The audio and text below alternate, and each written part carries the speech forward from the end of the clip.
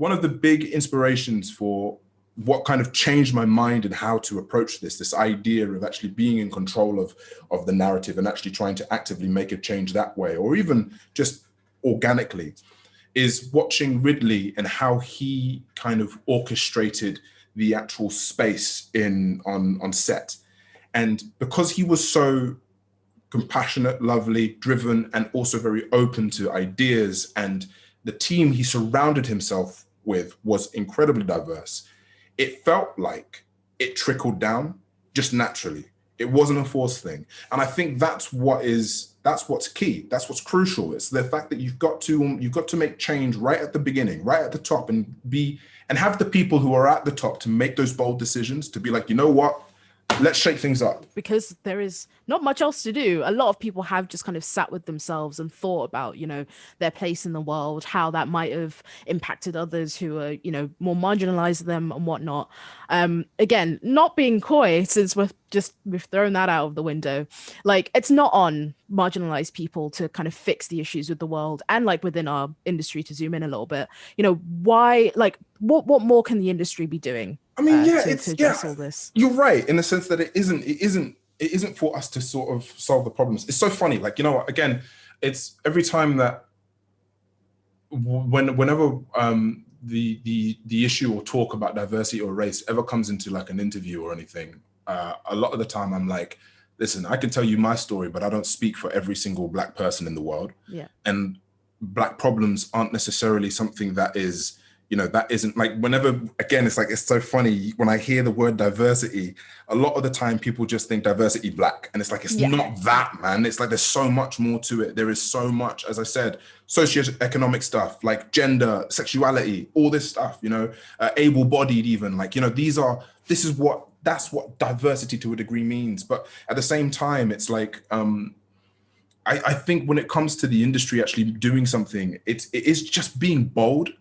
It's taking that plunge. And I think, and it's funny because I do feel like we were witnessing that and seeing that right at the peak of when, of what happened to George Floyd, and seeing, even within not only the film industry, but actually the games industry deciding to, rally up and like, do this and call for action and change. But what's also really funny is the fact that I myself had this feeling of doubt that it would actually do something, and I haven't really seen much. Like, I haven't seen much change. It's like, and this is the thing, and this is what goes on in a lot of people's heads. It's like people will say that they want to do something and that they will make a change, but then they end up basically saying it for a week, two, and then it gets forgotten, and then we're back again at square one. But I tell you what, though, there are people out there who genuinely, I feel, have actually taken a step forward and made bold moves, and it's actually, again, and I'm seeing it within the with our game studio, like the people that we're actually talking to, they have been incredibly supportive and incredibly sort of forward thinking, and I think that's it, right? They see that something needs to happen and something needs to be made to change, and they've been avidly supporting us in that front, and I think that's what was missing.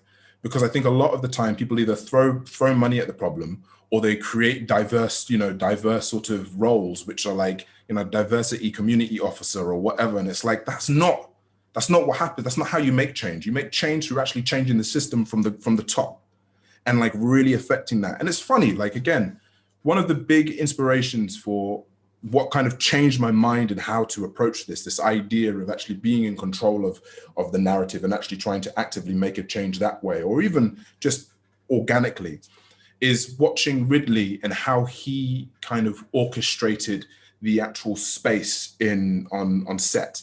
And because he was so compassionate, lovely, driven, and also very open to ideas, and the team he surrounded himself with was incredibly diverse, it felt like it trickled down just naturally.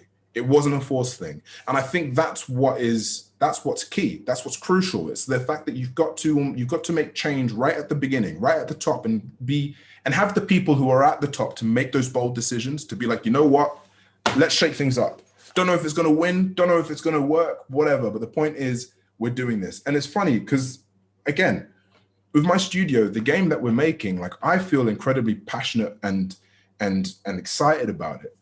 But let's just say, for example, the game doesn't it fails. Let's say it doesn't sell. The point is, I know that it's going to definitely touch one person out there who in the next 10 years time is going to make a game maybe like super, maybe 10 times better than ours. And they're going to think, you know what? It was because of that person and how he looked that I saw him and I thought, yeah, I can do that. And that to me is that to me is a win. So it is about sort of inspiring that change in longevity rather than like quick fixes of throwing 100K at whatever. Do you know what I mean? It's funny. It's, again, this whole environment that we're in has really like sort of put a magnifying glass to what needs to happen and what needs to be changed. And I feel like most people who end up shouting and screaming about like, oh yeah, we're gonna do this, like it's not about that. It's about literally being tactical about it and thinking about it from the, you know, from the top and bringing it down that way. Yeah. I feel like I'm in church because you're preaching. I'm just like, this is what I needed, you know? No, but this is the thing though, but yeah. it's like, it's something that needs to be, it needs to be heard. And it's like, and it's again, it's almost like this realization that's kicked into me. Like I've learned this just recently. And I feel like it's just changed the game for me. And I feel like it's one of those things where people need to hear it and they need to see it, because otherwise, we are just going to continually repeat the same issues and problems over and over and over again. And it's like, I'm tired of going on this merry-go-round. Yeah. It's like the whole thing about like diversity and talking about diversity all the time. Like, God, I hate being asked about it. Like, it's one of those things where like I can, like, it's like, oh yeah, so how do we do this, do that? And it's like, we can, the problem is like, we can talk about it and I can tell you all these things, and nothing will happen because we've had this conversation for so many years. So it's like, all right, okay, I'm in this, I've been blessed to be in this position of like, I've done an amazing show. I've now got a platform and a voice to say something. I've surrounded myself with like-minded people. I can now actively make a change and do something really by pushing forward and you know, taking those risks. And I'm surrounding myself with people who are absolutely 100% down for taking those risks. And that's how you make change. That's the only way you can make change, is by taking a risk. And as I said, like the people we've been like, you know, we're talking to and the people we're surrounding ourselves with are brave enough to do that. And it's so exciting. Yeah, it genuinely is. And I'm all about like none of these like pithy platitudes, all about like action. And that's what it has to be. You can't like say something because you can say it until you're blue in the face, but if you're not going to do anything to back it up, there is no point. And you know, you went and did the thing. You went and started your own studio, which I mean, it's just in the middle of COVID. I mean, that's bravery and being bold, you know what I mean? To the nth degree, and I respect it. Honestly, I really, really do. Honestly, like, I remember talking to Mel actually, and being like just before we were going to make this announcement, and being like, "What the hell are we doing? Announcing this in the middle of a pandemic? People do not care. Like, people are literally trying to buy toilet paper. Why are they going to care about us opening a studio? But you know what? The support has been wild and it's been lovely. And it's just about taking that risk and about, you know, jumping forward and just that leap of faith, Assassin's Creed reference, and just making sure that you just do it, you know?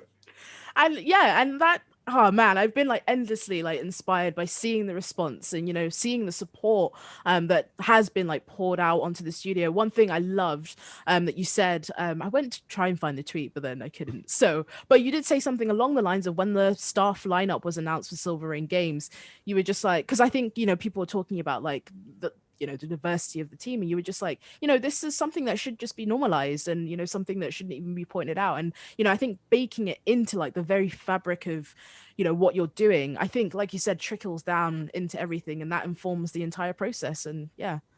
Yeah, completely. So I'm very much looking forward to what you guys have in store. So please give us some background on Silver Rain Games as a whole, like how it came to be. I'm working with the incredible Mel Phillips. She's amazing. I mean, she's a godsend. Such a godsend. Yeah, let's take a minute of just reflection of just how brilliant she is. No, she's a powerhouse. And I think I remember I met Mel just before Assassin's Creed Origins was being in, like, I think it just been announced, and I was, talking to people, and there was a marketing guy called Tom who introduced me to Mel, and I remember meeting Mel actually in my hometown in Hertfordshire in Running Garden, and we just gelled and we just got on, and we were both very, very keen on the idea of trying to make a change. And some of the stuff that Mel has done has just been, I mean, phenomenal. And I think I really, she's a person who is not afraid to just take risks and really try and make change and actually just go for it. And it isn't blindly. No, she's incredibly tactical about it. And I think that's what, I saw that, and I think we both kind of really connected and gelled with each other, that we were like, you know what, let's start a game studio. Let's do it. Like, I've just come out over this crazy show of Raised by Wolves, and I'm like, I've got this idea that I want to do, and rather than like go to like different other studios about it, let's just do it ourselves. And Mel just said yes, which was also another moment of me thinking, oh my gosh, he said yes. And so it was a moment of like, okay, cool. And yeah, we started the studio with the intention of just bringing in new audiences and new people within the games industry to it, because we know of the power of what games can do to people, especially because it affected me at a young age, and it really, it led me into a journey of storytelling and trying to, move audiences. And I think that's where the studio is built from. It's this idea of really invoking change and making change and empowering people. It's about empowering not only the audiences, but also the developers and also the people who create the stuff. And that's what we love. We're just building this incredibly lovely studio with incredibly lovely people. And it's just been so organic and so fantastic. I mean, yeah, it's just been, the studio is so healthy. It feels great. It feels so great.